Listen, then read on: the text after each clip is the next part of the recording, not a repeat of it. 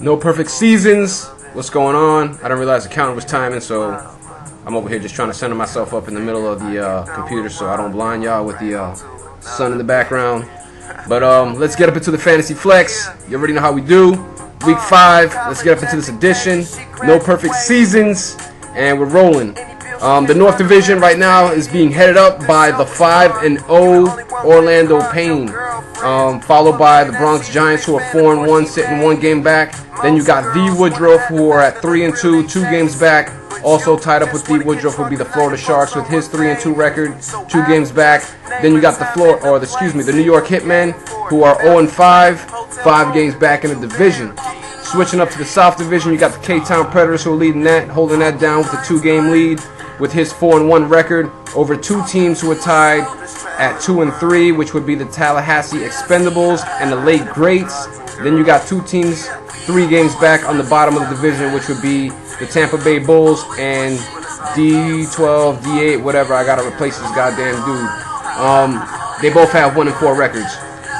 Now let's get up into last week's matchups. Last week's matchups went like this. You got the Tampa Bay Bulls taking on the New York Hitmen. The Tampa Bay Bulls crushed that matchup, 158.5 to 91. I will get to the half in just a few moments.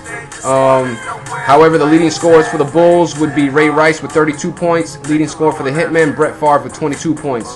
Next matchup puts the Tallahassee Expendables up against D12, D8, the 82s. That's what it says in the little parentheses. 91 to 123 was that matchup. Leading scorer for the Tallahassee Expendables was Matt Forte with 38 points. Leading scorer for the 82s was Miles Austin with his 26 points. Then you had the Woodruff taking on the Orlando Pain. Like I said, the Orlando Pain is 5-0, so you already know that he won this matchup. Pretty much crushed it, almost scoring 200 points this week with 196 to 130.5. Leading scorer for the team Woodruff would be Malcolm Floyd with his 28 points. Leading scorer on the other end, which was ironic, would be Phillip Rivers with his 29 points. So whatever one was scoring, the other one was getting. So that was a pretty interesting matchup. We got 2 more matchups. You got the K-Town Predators taking on the Bronx Giants. Both of these teams are 4-1. This was a very close matchup. Score on this one went to the Giants with a score of 110 to 102. Leading scorer for the Predators was Ryan Fitzpatrick with 27 points. Leading scorer for the Giants was Donovan McNabb with his 22. And in the final matchup of the week, pitted the Florida Sharks up against the Lake Greats. Florida Sharks taking that matchup 124 to 94. Leading scorer for the Florida Sharks, believe it or not, Josh Freeman, 19 points. Leading scorer for the Lake Greats was Chris Johnson with 30 points. And that was last week's matchup totals. Let's get into a preview of this week's matchups. This is going to put the 3-2 Florida Sharks up against the 3-2 the Woodruff. Next matchup, you got the 5-0 Orlando Pain taking on the 0-5 New York Hitmen. So let's see what happens there. Reciprocal type matchup, opposites, you know what I'm saying.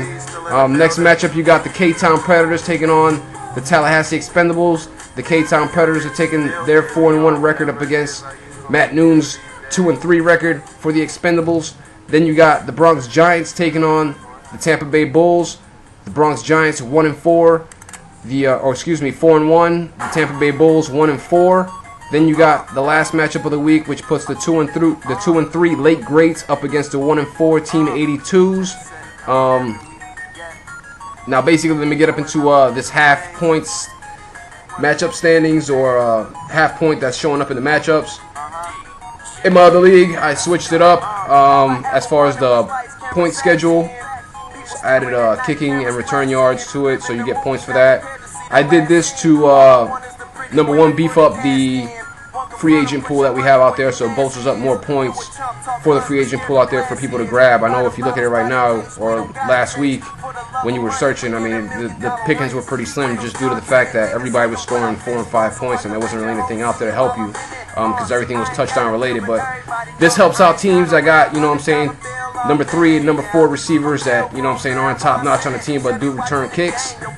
There's a ton of kick returners out there. There's a ton of points out there on the waiver wire right now. So go ahead and check it out. As far as the halves, I'm probably just going to switch it to every 10 yards you get on return, whether it's punt or kick, you get 1 point instead of the half point. I was going to do, the reason I had the half in there, I just never switched it over, is because I was going to do a point for every yard, but then I realized that would just be ridiculous, because you got to do that returns 98, 98-yard kick return, then, you know what I'm saying, that's 98 points right there. That's, you can't come back from that. But anyway, this is Flex, League Commissioner. Any questions, send them out to the League tab on the League message boards, and get at me. This is the Fantasy Flex. I appreciate you guys for tuning in. I do this shit for y'all to keep it active, and like I said, this is Flex. Flex out. See y'all next week. Pow.